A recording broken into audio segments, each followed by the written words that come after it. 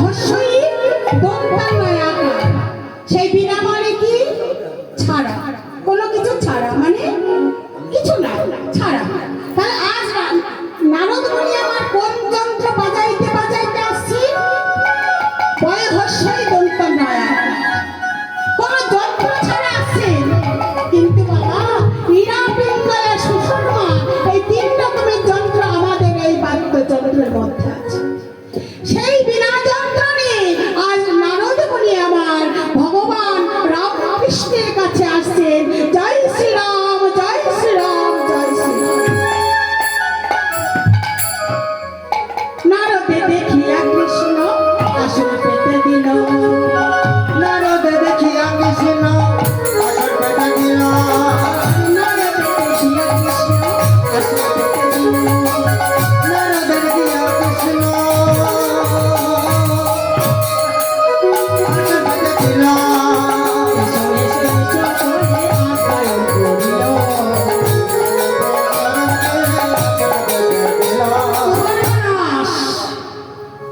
নারদ এসেছেন আর ভগবান আসন পেতে দিয়েছেন। কোন গুরুজন ব্যক্তি যদি আমাদের আসন পেতে দেয় আমরা ঠাক করে বসে পড়ি না, কিন্তু সেটা করা উচিত নয়। কোন গুরুজনের ব্যক্তি যদি আমাদের আসনে পেতে দেয় তো আসনটার পর আমরা বসলেও আসনটাকে একটু সরিয়ে নিতে হয়। আজ ভগবান শ্রীকৃষ্ণ আমার নারদ মুনিকে আসনে পেতে দিয়েছে। কেন না ভক্তাধীন ভগবান, ভক্ত ছাড়া ভগবানকে কখনো আলাদা করা যায় না বাবা। ভক্তকে সবসময় ভগবান কিন্তু বড় করে দেখে। যেমন যায় না লঙ্কা থেকে ঝালকে আলাদা করা, যেমন যায় না তেঁতুল থেকে টককে আলাদা করা, যেমন যায় না নিম পাতা থেকে তেঁতুকে আলাদা করা, তেমন ভক্ত থেকে কখনো ভগবানকে আলাদা করা যায় না। তাই আজ ভগবান যখন আসন পেতে দিয়েছে আবার নারদ মুনি কি করেছে? আসনটাকে একটু সরিয়ে নিয়ে বসেছে। বসে বলছেন, না প্রভু আমায় কেন আজ্ঞা করেছেন বলুন। বলে নারদ আমার মনে একটা আশা, আমি স্বর্গ মর্ত পাতাল ত্রিভুবন নিমন্ত্রিত করব, আর আমি একটা হরিনাম যজ্ঞের আয়োজন করব, সেটা হবে প্রভাস নদীর তীরে। তাহলে আমাকে কি করতে হবে প্রভু? বলে তোমাকে স্বর্গ মর্ত পাতালে ত্রিভুবনে নিমন্ত্রণের জন্য আমি পাঠাবো। এবারে কৃষ্ণচন্দ্র আমার পত্র লিখেছে, পত্র লিখে নারদের হাতে সমর্পণ করে দিয়েছে। যখন নারদের হাতে সমর্পণ করে দিয়েছে দাদা বলছেন, কৃষ্ণচন্দ্র তুই যে পত্র লিখেছিস, তুই পত্র লিখতে জানিস? দেখি দেখি কেমন করে লিখেছিস দেখি। কৃষ্ণ তখন দাদার হাতে পত্রগুলো দিয়েছে। দাদা তখন পত্রগুলো উল্টে উল্টে দেখতে দেখতে বলছি, কৃষ্ণ দেখি তুই বৃন্দাবনের পত্র লিখিস না, পিতামাতার কাছে পত্র লিখিস না। কোন যজ্ঞানুষ্ঠানে যদি পিতামাতা অনুপস্থিত থাকে সেই যজ্ঞ যে সম্পূর্ণ হয় না ভাই, পিতামাতার কাছে পত্র লিখে দে। কৃষ্ণচন্দ্র আমার বৃন্দাবনে পিতামাতার কাছে পত্র লিখে দিয়েছে। পত্র লইয়া নারদ মুনি করিল পত্র লইয়া নারদ মুনি করিল গমন, পত্র লইয়া নারদ মুনি করিল গমন, পত্র লইয়া নারদ মুনি করিল গমন,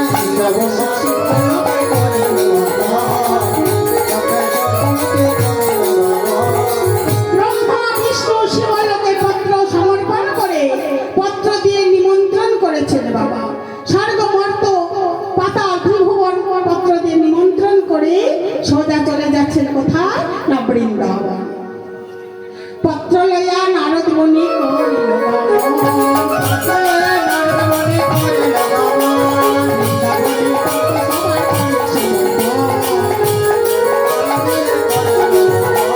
বৃন্দাবনে গিয়েছেন যখন শ্রীমতী রাধা রানী আমার দেখছে এক পাশে বসে বসে কে যেন বাবা দুটি নয়নের জলে বক্ষ ভাসে মৃত্তিকার উপরে বসে বসে কি যেন অঙ্কন করছে। দেবর্ষী নারদ আমার গায়ে কিন্তু বাবা একটু একটু তাপ লেগেছে। সে চারিদিকে ঘুরে ঘুরে দেখছে যে কোথাও তো আগুন জ্বলছে না, তাহলে কিসের তাপ? বুঝতে বাকি রইল না। এই যে শ্রীমতী রাধারানীর বিরহের ডাক, এ কি সখীগণ ছুটতে ছুটতে এসে বলছে, দেবর্ষী এ কি আমাদের কৃষ্ণচন্দ্র আসুক। দেবর্ষী আমাদের কৃষ্ণ ভালো আছে তো? বলুন বলুন, আপনি অমন করে কি দেখছেন? দেবর্ষী আমার সমস্ত পত্রগুলো খুলে খুলে দেখছে। বৃন্দাবনে সবারই পত্র আছে, কিন্তু শ্রীমতী রাধারানী পত্র নেই, সখীদের কোনো পত্র নেই। তাই আজ দেবর্ষী নারদ পত্রগুলি যখন দেখছে, ললিতা, বিশাখা, চিত্রা, চম্পক, লতিকা সবাই ছুটতে ছুটতে এসে বলছে, দেবর্ষী কি দেখছে, কি হয়েছে?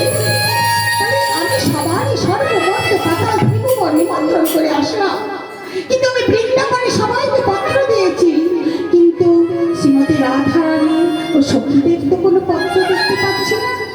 দেবর্ষী আমরা কি কৃষ্ণের পর? আমরা তো কৃষ্ণের আপনজন, আপনজনকে কখনো পত্র করতে আছে? ঠিক আছে ঠিক আছে, আপনি বলুন কবে যজ্ঞানুষ্ঠান হবে, আমরা ঠিক চলে যাব।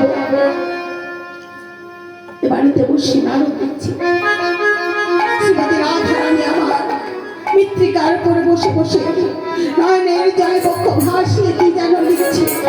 সখীগণ ছুটতে ছুটতে গিয়ে বলছে, রাধে, এই রাধে তুই কি করছিস রাধে? আমি বধুর মূরতি অঙ্কন করছি। তুই তো বধুর মূরতি অঙ্কন করছিস, কিন্তু এটা কি করছিস? আমরা তো জানি মূরতি অঙ্কন করতে গেলে হয় চরণ থেকে করতে হয়, না হয়তো বদন থেকে করতে হয়। তাহলে তুই এটা কি করছিস?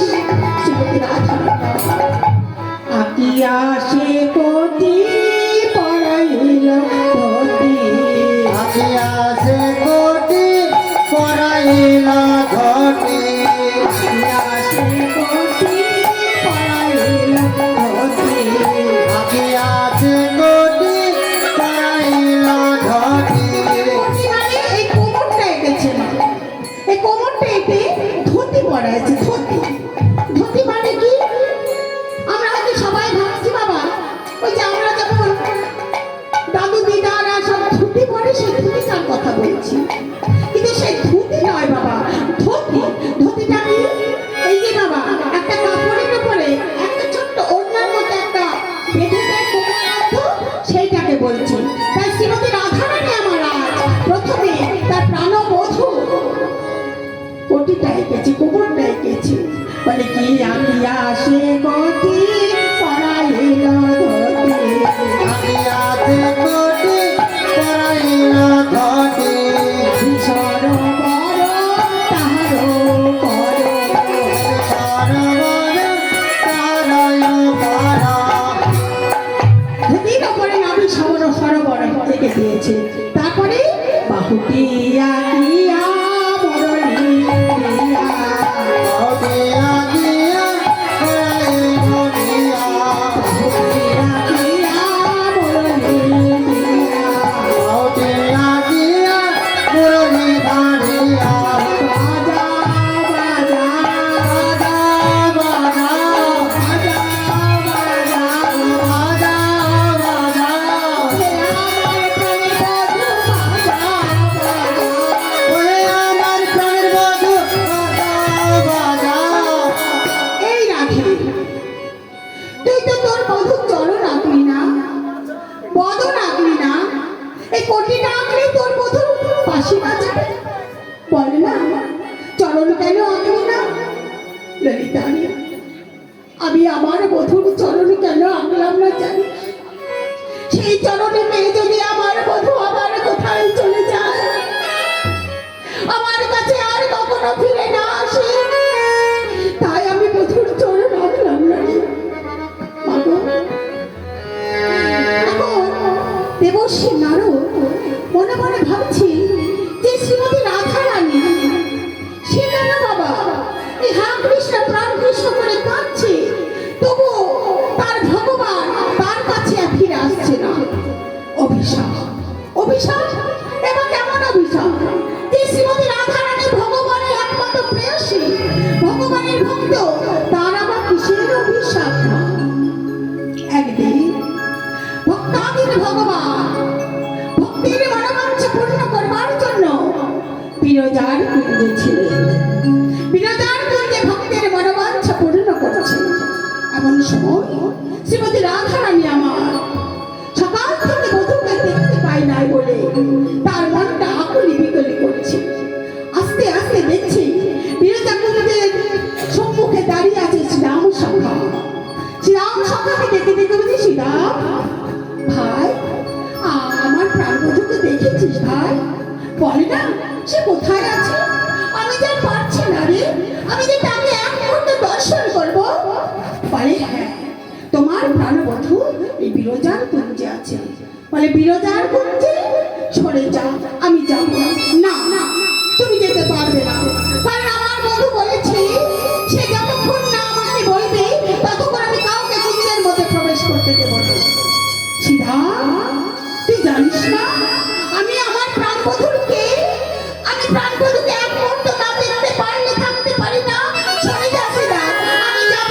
এই বলে সিধাকে হাতটা ধরে যখন সিধাকে হাতটা ধরে সরিয়ে দিয়েছি, সিধা বমি করেছে না শ্রীমতী রাধারানীকে আমার জোর করে সরিয়ে দিয়েছে।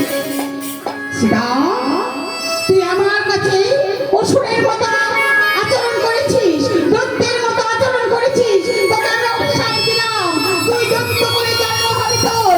তুই হবি দৈত্য করে শঙ্খচূড় দৈত্য। রাধে, রাধে, আমার প্রাণবধূকে আমি এক মুহূর্ত না দর্শন করলে থাকতে পারি না। আর তুই আমাকে দৈত্য করে জন্মের অভিশাপ দিয়েছিস, আমাকে সারাটা জীবনে ভগবানের কাছ থেকে দূরে সরিয়ে দিয়েছিস। শোন রাধে, আমি যদি ভগবানের কাছ থেকে, আমার প্রাণবধূর কাছ থেকে আমি দৈত্য করে জন্ম হয়, আমিও তোকে অভিশাপ করছি।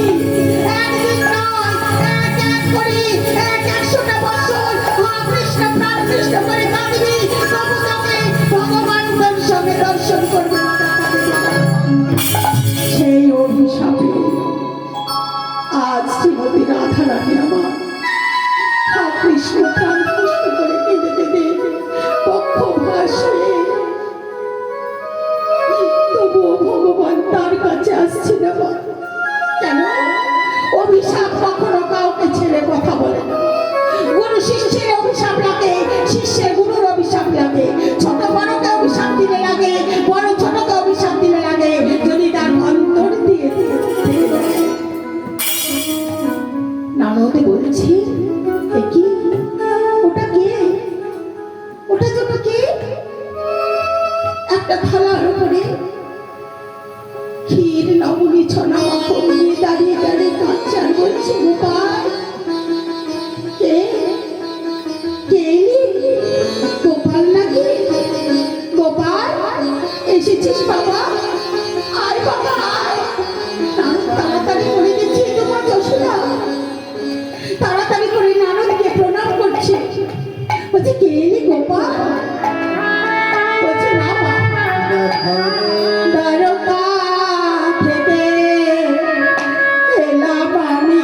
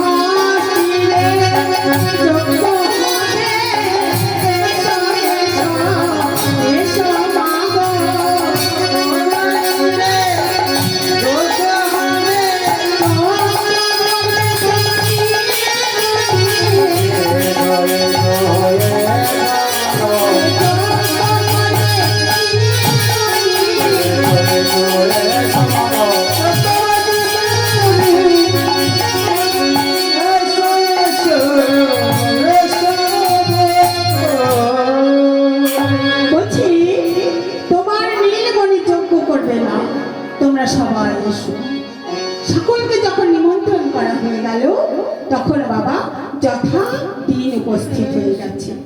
যজ্ঞানুষ্ঠানে যথাদিন যখন উপস্থিত হয়েছে তখন সকলে চলে যাচ্ছে। হ্যাঁ, সীতা চলিল চলিল চলিল চলিল চলিল চলিল ভালো ভালো ফল নিয়ে চলিল চলিল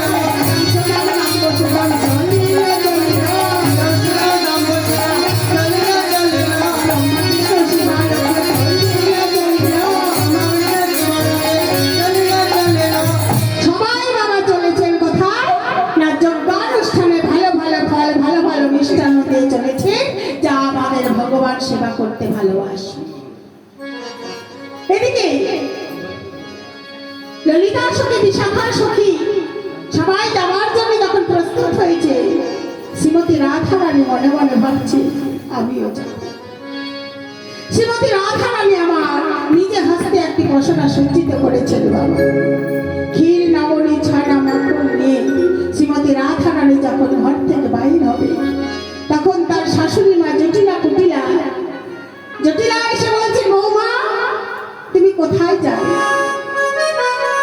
তুমি কোথায় যাবে? তুমি এখন ঘরের বাইরে হতে পারবে না। এদিকে মা যশোদা একটা থালার উপরে ক্ষীর নবনী ছানা মাখন প্রস্তুত করে যজ্ঞানুষ্ঠানে গিয়ে উপস্থিত হয়েছে। যখন যজ্ঞানুষ্ঠানে গিয়ে উপস্থিত হয়েছে, দ্বারের কাছে গিয়ে যজ্ঞ দ্বারের মধ্যে প্রবেশ করতে যাচ্ছে। দ্বারে বলছে, এই যে বুড়ি, দাঁড়াও দাঁড়াও, ছি ছি ছি, তুমি কে? তুমি এই যজ্ঞানুষ্ঠানের দ্বারের মধ্যে প্রবেশ করতে যাচ্ছ? বলে, দাঁড়ি আমি তোমাদের রাজার মা, আমি তোমার রাজার মা যশোদা। ছি ছি ছি, এই বুড়ি, তুমি গেটের বাইরে চলে যাও, দরজার বাইরে চলে যাও। না না না, একটু আমাকে যেতে দাও না দাঁড়ি, আমি যাব। আমার নীলমণি কতদিন ফিরে নবনে ছানা মাখন খাইনি, আমি তাকে খাওয়াবো, নিজে হাত দিয়ে আমার না নীলমণিকে খাওয়াবো। মাগো, মা যশোদা সন্তান রূপে পেয়েছিলেন ভগবানকে, তাই ভগবানকে খাওয়ানো, নিয়ে শাসন করা সমস্ত কিছু করেছি মা। তাই আজ বাড়িতে বলছে, আমার নীলমণিকে আমি নিজে হস্তে ক্ষীর নবনী ছানা মাখন প্রস্তুত করে নিয়ে এসেছি, আমার নীলমণিকে নিজে হস্তে আমি খাওয়াবো। যে ছি ছি ছি, তোর এই ময়লা হাতে ময়লা কাপড় ময়লা বস্ত্র পরে এসেছি, তোর হাতে আমাদের ভগবান খাবে না। বল বল, ওই নীলমণিকে? ওরে, ও যে আমার প্রাণের ধন, ও যে আমার সন্তান, আমার নীলমণি। এই বুড়ি, তোর সন্তান? হ্যাঁ, তবে শোন, তোর মনে হয় কিছু প্রয়োজন আছে। বল বল বল, তোর কি চাই বল। আমি আমাদের রাজাকে গিয়ে বলছি, আমাদের রাজা, আমাদের দ্বারকা রাজা তোকে সব কিছু দিয়ে দিবে। বল তোর কি ধন চাই। মা যশোদা বলছি, আমি কি ধন চাই, আমি কি ধন চাই তোমরা জানবে। আমি কৃষ্ণ, আমি গোপাল ধনে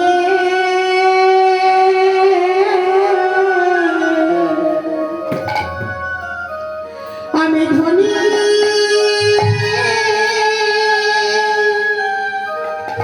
ধনী হতে চাই।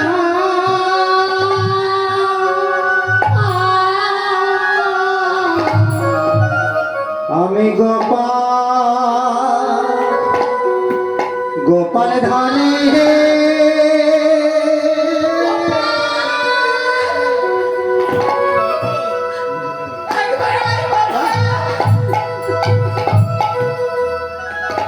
গোপাল ধানের কাঙা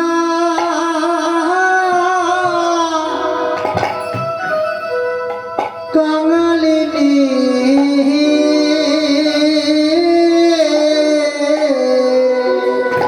তাই তুই আমি গোপাল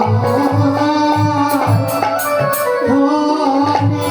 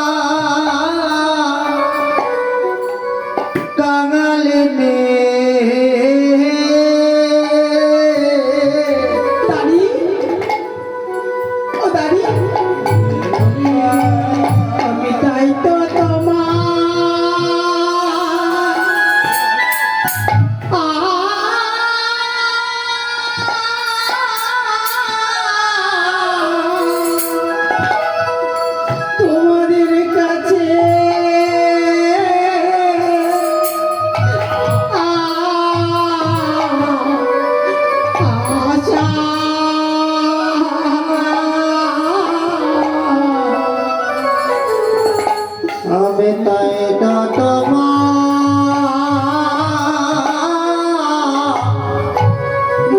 কাছে কাছে আসা দাঁড়ি দাও না, আমায় একবারে যেতে দাও না, আমার গোপালকে দেখবো। খেরি না মনে ছাড়া মাখন, একটু আমার গোপালকে খাইয়ে আমি সরে এসে বসে থাকবো। এই বুড়ি, সরে যা বলছি, তুই এখান থেকে সরে যা। দাঁড়ি, হ্যাঁ তুই সরে যা, তুই দেখবি মজা, হ্যাঁ তুই দেখবি, তোকে আমি এক্ষুনি মজা দেখাচ্ছি। এই বলে দাঁড়ির হাতে ছিল বাবা বেত, সেই বেত দিয়ে দাঁড়ি মা যশোদাকে তিনটে আঘাত করেছে।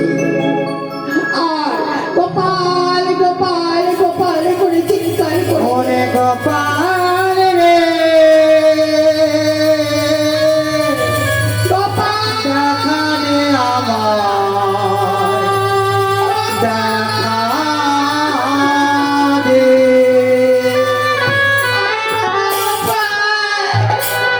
একবার দেখা দে। গোপাল রে দেখ না, দেখ না তোর দাঁড়ি আমায় যেতে দিচ্ছে না। আয় গোপাল, আমার পক্ষে আয় বাবা। এই বলে বাবা দাঁড়ি গোপালের মা যশোদাকে পেটের আঘাত করেছে। যিনি ভগবানের মা, তিনি কেন বাবা দাঁড়ির হাতে রাজপ্রাসাদের মধ্যে বসে আছেন ভগবান শ্রীকৃষ্ণ, আর দাঁড়ির কাছে ভগবান শ্রীকৃষ্ণের মা যশোদাকে দাঁড়ি পেটের আঘাত করছে। তবুও কেন মা যশোদার কাছে তার সন্তান অভিশাপ, অভিশাপ কখনো কাউকে ছেড়ে কথা বলে না।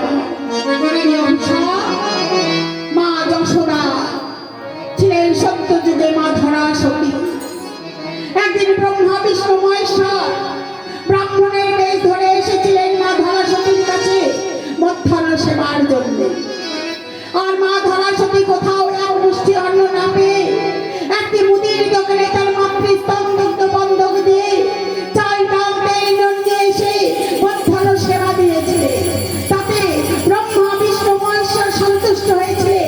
বিষ্ণু বলেছিলেন, মা তোমার সেবায় আমি সন্তুষ্ট হয়েছি, তুমি আমার কাছে বর চেয়ে নাও।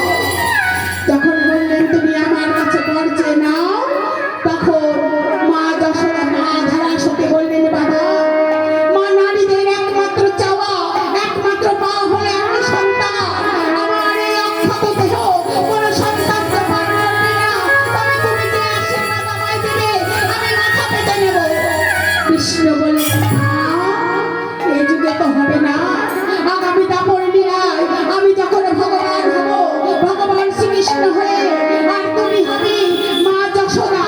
আমি দৈবকীর গর্ভে জন্মগ্রহণ করবো ঠিকই, কিন্তু দৈবকীর গর্ভের মাতৃস্তম্ভ আমি পান করবো না। আমি তোমার ঘরে লালিত পালিত হব, তোমার সন্তান রূপে তোমার পক্ষে স্তম্ভ আমি পান করবো। এই বলে আকাশ বাতাস স্বর্গ মর্ত পাতাল সবাই এ কথা শুনল। আর শুনলেন কে? না যমরাজা। যমরাজা বললেন, ধরা তুমি সতী, দেখি তুমি কেমন সতী। ধরা মা সতী একদিন সকালবেলায় বাবা ঝাড় দিচ্ছে, উঠান ঝাড় দিতে দিতে সদর দরজা খুলে দিচ্ছে, একটা কুকুর বসে আছে। ধরা সতী আমার সদর দরজা খুলে বলছে, এই তুই বসে আছিস, সরে যা, আমি ঝাড় দেব। কুকুরটি বাবা ফ্যান ফ্যান করে ধরা সতীর বদনের দিকে চেয়ে আছে। যখন চেয়ে আছে তখন বলছে, তুই সরে যাবি না, তুই সরে যা, আমি তো ঝাড় দেব। কুকুরটি সরে গেল না মা। যখন সরে গেল না তখন ওই যে হাতে ছিল ঝাঁটা, ওই ঝাঁটা দিয়ে সব সব সব করে বাবা তিনটে আঘাত করেছে। যেমনি তিনটে আঘাত করেছে ওই কুকুরটি যমরাজার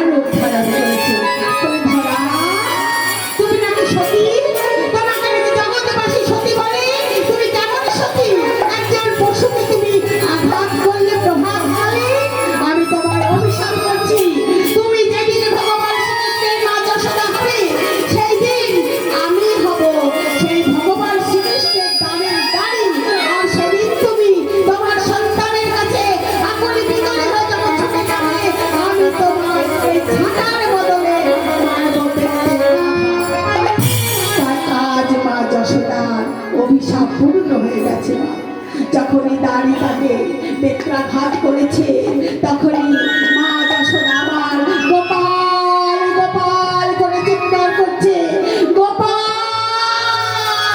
ওরে গোপাল রে,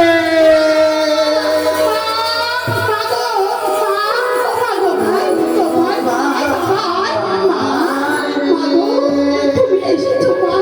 গোপাল, কতদিন তোকে দেখিনি বাবা, কতদিন তোকে আমি নিজে ভাসতে খাওয়াইনি। আয় গোপাল আয়, একবার আমি তোকে খাওয়া। এই বলে গোপালকে কোলে নিয়ে মার প্রস্তুত করা ক্ষীর নবনী ছানা মাখন যখন গোপালের বদনে তুলে দিতে গিয়েছে বাবা, কোথা থেকে দৈবকী এসেছে। দৈবকী এসে বলছে, সরে যা। গোপাল আবার ওরে সরে যা। গোপাল, তুই কে?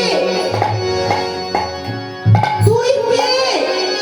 গোপালকে আমি গর্ভে ধারণ করেছি, গোপাল আমার সন্তান, গোপালকে আমি দুগ্ধ খাবো। এবারে বলছি, মা যশোদা বলছি, গোপাল আমার সন্তান, আমি গোপালকে সেই থেকে একদিনের সন্তান থেকে মানুষ করেছি। এদিকে দৈবকী বলছে আমি গর্ভে ধারণ করেছি। এদিকে লীলা পরিপুষ্টকারিণী জম্মা পুনমাস বাবা, এখানে বলি একটু, সবাই চলে যাচ্ছে মা, এত সাতটাকে মানে এত সংক্ষিপ্ত ভাবে লীলাটি পরিবেশন করছি, কিন্তু অনেক বড় লীলা তো বাবা, সেই জন্য একটু দেরি হবে। এই যে আদ্যাশক্তি মহামায়া দুর্গা হলেন বড়াই বুড়ি, আমরা প্রতিটা কীর্তনের মুখেই বাবা কৃষ্ণ লীলায় আমরা একটি কথা বলি, একজনের নাম আমরা পাই, সেটাকে না বড়াই বুড়ি। এক কথায় বলা যায় এই বড়াই বুড়িটা কে মা? এই বড়াই বুড়িটা হলো আদ্যাশক্তি মহামায়া দুর্গা। এই বড়াই বুড়ি ভগবান শ্রীকৃষ্ণের লীলাটি পরিপুষ্ট করে। ভগবানকে পারে না মা তার লীলাটি সম্পূর্ণ করতে, যিনি লয় প্রলয়ের অধিকারী, যিনি সৃষ্টিকর্তা, পালনকর্তা, ধ্বংসকর্তা, তার ইচ্ছা মতোই তিনি জগৎকে ধ্বংস করতে পারে, তার ইশারায় একটা গাছের পাতাও নড়ে না। সেই ভগবান কেন এই আদ্যাশক্তি মহামায়া দুর্গা লীলা পরিপুষ্ট করবার জন্য বাবা সাহায্য নেন? একটু বলি মা, তেতাকে চলে যেতে হবে। রাম লক্ষ্মণ সীতা পিতৃসত্য পালনের জন্য 14 বছর বনবাসে গিয়েছিলেন। বনবাসে গিয়ে লঙ্কাধিপতি রাবণ রাজা সীতাকে হরণ করে নিয়ে চলে যায়। সীতাকে যখন হরণ করে নিয়ে চলে যায়, তখন রাম লক্ষ্মণ অনেক খোঁজাখুঁজি করে বাবা উচ্চ স্বরে লক্ষ্মণ কাঁদছে, মাতা সীতা দেবী তুমি কোথায় আছো? আমরা তোমায় খুঁজে পাচ্ছি না, তুমি আমাদেরকে দর্শন দাও। এই বলে যখন কাঁদছি, তখন হর পার্বতী শিব দুর্গা ওই পথ দিয়ে যাচ্ছে। নারীর বন্দমা পার্বতী বলছে, প্রভু তোমার কৃষ্ণটাকে একটু থামাও না, দেখি ওই গহন বনের মধ্যে কে যেন কাঁদছে, আমি একটু দেখে আসি। এই বলে দিব্য দৃষ্টিতে রাম লক্ষ্মণের মনের কথা বুঝতে পেরেছে, পেরে জানকী মাতা রূপ ধারণ করে রাম লক্ষ্মণের দিকে এগিয়ে যাচ্ছে। লক্ষ্মণ বলছে, দাদা ও দাদা, ওই দেখো মাতা জানকী আসছে। রামচন্দ্র বলছেন, ভাই উনি তোমার জানকী মাতা নয়। না না দাদা, দেখো না, ওই দেখো আমার জানকী মাতাই আসছেন। ভাই তোমার জানকী মাতা কয়টা নয়ন, মানে কয়টা চোখ? বলছে কেন? আমার জানকী মাতা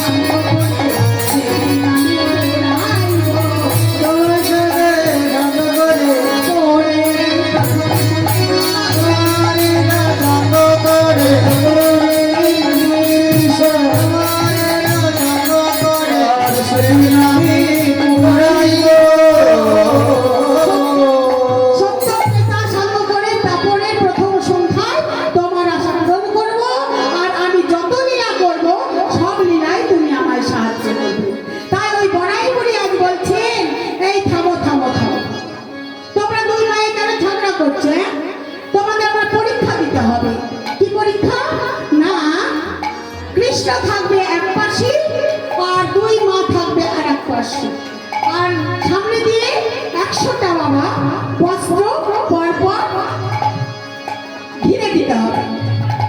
আর যে মাতৃস্তম্ভ দুগ্ধ কৃষ্ণের বদলে গিয়ে পড়বে সেই হবে ভগবান শ্রীকৃষ্ণের মা। মাগো, এক পাশে থাকলেন দুই মা, অপর পাশে থাকলেন শ্রীকৃষ্ণ, আর সম্মুখ দিয়ে পরপর 100টা বস্ত্র দিয়ে ঘিরে রাখা হলো। প্রথমে কে না গর্ভধারিণী মা, গর্ভধারিণী মার পক্ষের স্তনদুগ্ধ দেবার চেষ্টা করলো। দৈবকী মনে মনে ভাবছে, আমার স্তনদুগ্ধই আমার সন্তানের বদলে গিয়ে পড়বে কেন না আমি গর্ভে ধারণ করেছি, আমি ওর মা, অহংকার করে বলেছে। ভগবান মা দুটি জিনিস সহ্য করতে পারেন না, একটি অহংকার আর একটি ভক্তের চোখের জল। তাই দৈবকী অহংকার করে বলেছিলেন যে আমার সন্তান, আমার স্তনদুগ্ধই পড়বে আমার সন্তানের বদলে। তাই শত চেষ্টা করেও এক বিন্দু দুগ্ধ তার স্তন থেকে বাহির হলো না। মা বদলে গিয়ে পড়া তো দূরের কথা। এবারে মা যশোদার পালা। মা যশোদা বলছেন, হে প্রভু, হে ভগবান, আমি তো আমার সন্তানকে কৃষ্ণকে গর্ভে ধারণ করিনি, কিন্তু তুমি তো জানো কৃষ্ণ আমার কত, গোপাল আমার কত বড়, গোপাল আমার প্রাণের কতটা মূল্য। তাই আমি আমার মাতৃস্তন্ত্র আমি গোপালকে খাওয়াতে চাই।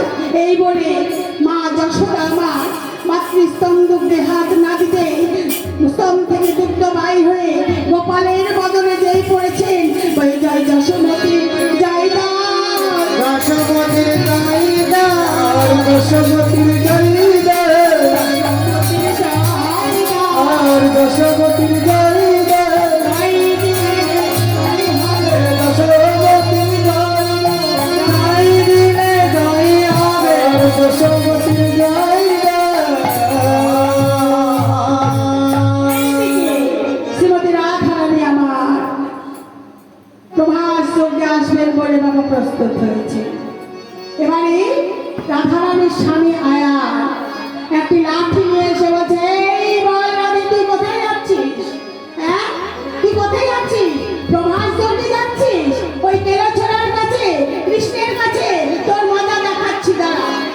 এবারে শ্রীমতী রাধারানী আমার ভগবানের কাছে আত্মনিবেদন করে বলছেন, হে প্রভু, তুমি এতদিন ছিলে না আসনি, তুমি নয় রে চলে পক্ষ ভাসিয়ে আমি ভালো ছিলাম, কিন্তু এখন যদি আমি তোমার কাছে না যেতে পারি, আমার এই দেহ আমি আর রাখবো না, আমি ওই যমুনার জলে গিয়ে আত্মবিসর্জন করবো। তুমি আমার উপায় বলে দাও। সঙ্গে সঙ্গে কাত্তায়নীর রূপ ধারণ করে ফেলেছে বাবা। যখনই কাত্তায়নীর রূপ ধারণ করে ফেলেছেন, এবারে আয়ান ঘোষ তার হাতের লাঠি ফেলে দিয়ে স্তব করতে শুরু করে দিয়েছে।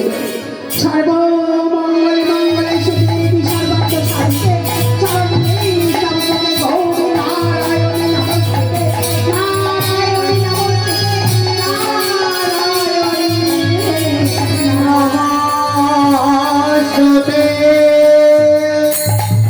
রাধে, রাধে, তুমি আমার ধরনী রূপে, তুমি রাধা রানী রূপে আমার ঘরে বিরাজ করছো কাত্তায়নী। যাও যাও রাধে, তোমায় আমি কোনোদিন আর শাসন করবো না, তোমায় আমি কোনো কাজে বাধা দেবো না। যাও, তুমি প্রভাস যজ্ঞে যাও, তুমি সেখানে গিয়ে তোমার মনোবাঞ্ছা পূর্ণ করে এসো। এবারে সখীগণদের সাহায্যে শ্রীমতী রাধা রানী চলেছে। যেতে যেতে প্রভাস যজ্ঞে দ্বারে উপস্থিত হয়েছে। এবারে বাবা প্রভাস যজ্ঞে 3টে দাও, চারটে দাও, একটি দেব দেবতা, একটা পিতামাতা, সখা সখীদের এবং শ্রীমতী রাধা রানী। চতুর্থ দানে শ্রীমতী রাধা রানী এবং সখীগণ উপস্থিত আছেন। এবারে শ্রীমতী রাধা রানী ভগবানকে বলছেন, হে প্রভু, তুমি আমার মনোবাঞ্ছা পূর্ণ করো। এবার মা যশোদা গোপালকে ক্ষীর নবনী ছানা মাখন খাইয়ে যখনই নামিয়েছেন, তখনই প্রভাস নদীর তীরে থেকে শ্রীমতী রাধারানী এবং সখীদের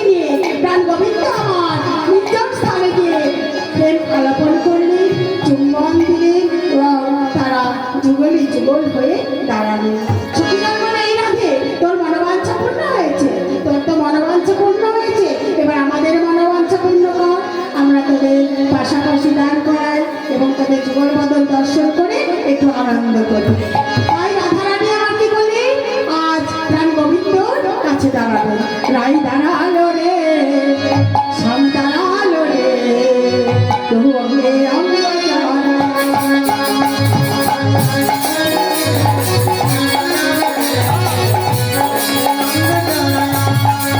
আমার রাই দাঁড়ালো রে শাম দাঁড়ালো রে দাঁড়াইলে রাই শামের বাগাতে রাধাশ্যাম পাশাপাশি দাঁড়িয়েছে সখীগণ তো তাদের সেবা দিতে হবে নাকি গো? হ্যাঁ, কারণ ভিক্ষার আসলে ছাড়া তো ভগবান সেবা নেন না। আমার কাছে যতই ডাকে পারা আপনারই কথা তো তবুও ভিক্ষা ছাড়া কিন্তু ওরা অন্য সেবা করে না। তাই বলছে আমরা তোদেরকে সেবা দেবো, আমার কাছে দাঁড়ান না, আমি তো সেবা করবো, যা যাবে একটু নগরের মাঝে ভিক্ষা করে নিয়ে আসি। ভিক্ষা দেবো নগরবাসী, রাধা গোবিন্দ উপবাসী। ভিক্ষা দাও গো নগরবাসী, রাধা গোবিন্দ উপবাসী। আর ভিক্ষা দাও গো নগরবাসী, রাধা গোবিন্দ উপবাসী। ভিক্ষা দাও গো নগরবাসী, রাধা গোবিন্দ উপবাসী। আর ভিক্ষা দাও গো নগরবাসী, রাধা গোবিন্দ সেবায়। ভিক্ষা দাও গো নগরবাসী, রাধা গোবিন্দ উপবাসী। আর ভিক্ষা দাও গো তোমরা আমায়, ভিক্ষা দাও গো তোমরা আমায়। ভিক্ষা দাও গো তোমরা আমায়, ভিক্ষা দাও গো তোমরা আমায়। আমার ব্রজবাসী ভিক্ষা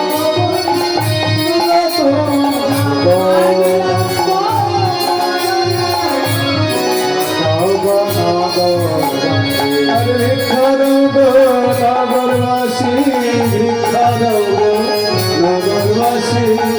আর বেলামা করা না গো, ভিক্ষা দাও গো নগরবাসী। আরে আর বিলম্ব করো না গো, ভিক্ষা দাও গো নগরবাসী।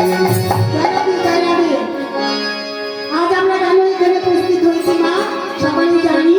এই বাড়ির মা, এই বাড়ির বাবা ইহ জগতের মায়ের পরিত্যাগ করে সশরীরে ভবসিন্ধু পার করে রাধাশ্যামের যুগল চরণে চলে যাচ্ছি।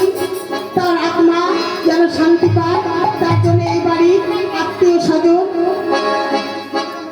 সকলে মিলে কিঞ্চিত দান দিয়েছি। সেই দান নিয়ে যেন ভগবান আমাদের বাবাকে এবং একজন কৃষ্ণ ভক্তিমতী মায়ের গর্ভে জন্ম দিয়ে হরি কথা কৃষ্ণ কথা বলবার বদল বিদায় গৌর হরি বল।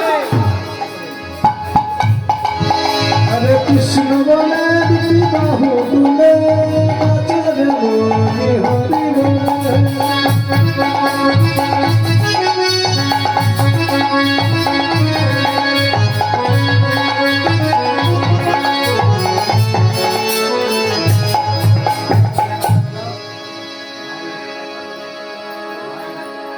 জানাবি, এই যে আমাদের সঞ্জয় বাবা, বাবার মাইকের নাম কি? মা সাউল। মা সাউল অনেক আশা করেছে বাবা। আমি তখনই শুনেছি আমাদের সঞ্জয়ের বাইক সেট আছে, তখন মনে মনে একটু আনন্দ পেয়েছি। এমন সাউল আমার মতো কীর্তনে আগে পরিচালনা করে নিয়ে গেছে। আমরা সবাই মিলে আশীর্বাদ করবো সে যেন এমনভাবে সাউল পরিবেশন করতে পারে। একটা দুটো তিনটে করে 10-10টা সেট যেন দেশে দেশ দেশান্তরে বাবা নিয়ে যেতে পারে। তাই সকলে আশীর্বাদ করবে। রাধে রাধে। রাধে রাধে নাম জপা করো, কৃষ্ণ নাম রস দিয়া করো। রাধে রাধে নাম জপা করো,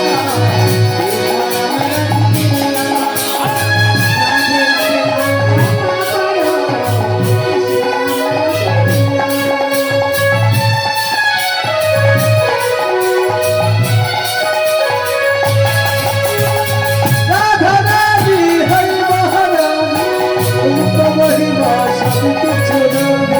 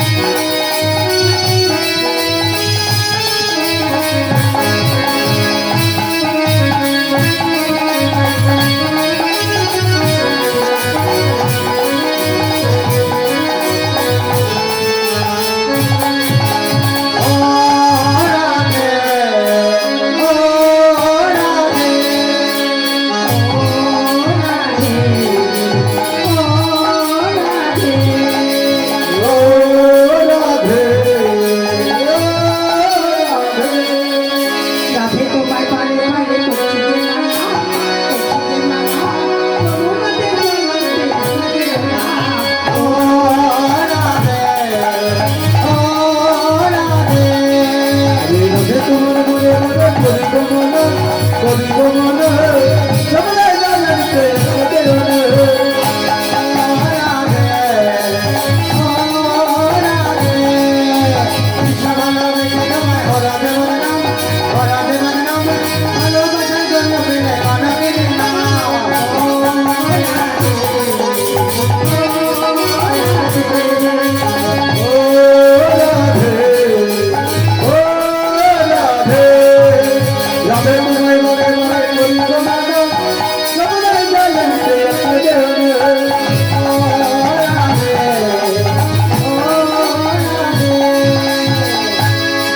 তোমার বেলা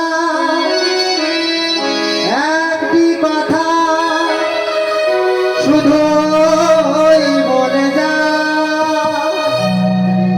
জন্মে জন্মে আমরা যেন এ হরি নাম গাই। যাবার বেলায় একটি কথা শুধু বলে যায়, জন্মে জন্মে এই হরিনাম গাইতে যেন পাই। আমার বেলা একটি কথা শুধুই বলে না, জন্মে জন্মে আমরা যেন এই হরি নাম গাই। যেদিন আমি থাকবো না গো, তোমাদের মাঝে সাজের প্রদীপ জ্বালিয়ে দিও কৃষ্ণ নামের মাঝে। যেদিন আমি থাকবো না গো, তোমাদের মাঝে সাজের প্রদীপ জ্বালিয়ে দিও কৃষ্ণ নামের মাঝে। হরে কৃষ্ণ, হরে কৃষ্ণ, কৃষ্ণ কৃষ্ণ, হরে হরে, হরে রাম, হরে রাম, রাম রাম, হরে হরে। হরে কৃষ্ণ, কৃষ্ণ কৃষ্ণ, হরে হরে রাম, হরে রাম, রাম রাম, হরে হরে। নিতাই গৌর হরি বল, নিত্যানন্দ বল, শ্রীরাম বল, শ্রীরাম বল। জয় গৌর হরি বল, নিত্যানন্দ বল, জয় গৌর হরি বল, হরি বল, হরি বল, গৌর হরি বল। হরি বল, হরি বল, গৌর হরি বল। কে আনিলা কোথায় ছিল গৌর হরি হরি বল। আর কয়া এলো কোথা ছিল গৌর হরি হরি বল। শিব যাতে পঞ্চমুখে গৌর হরি হরি বল। আমার শিব নাচে পঞ্চমুখে গৌর হরি হরি বল। শিব যাতে পঞ্চমুখে গৌর হরি হরি বল। আমার শিব নাচে পঞ্চমুখে গৌর হরি হরি বল। ব্রহ্মা যাতে চতুর্মুখে গৌর হরি হরি বল। হরে নারায়ণ মুখে কৃষ্ণ মুখে গৌর হরি হরি বল। হরে নাম যাতে বিনা যাতে গৌর হরি হরি বল। নারায়ণ বিনা ঝুঁকে গৌর হরি হরি বল। হরি বল, হরি বল, হরি বল, হরি বল। হরি বল, হরি বল, হরি বল, হরি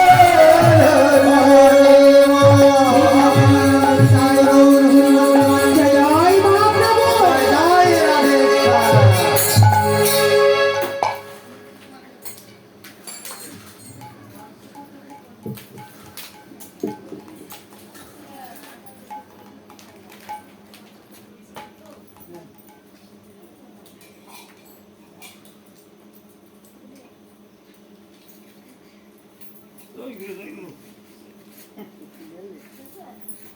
Hah.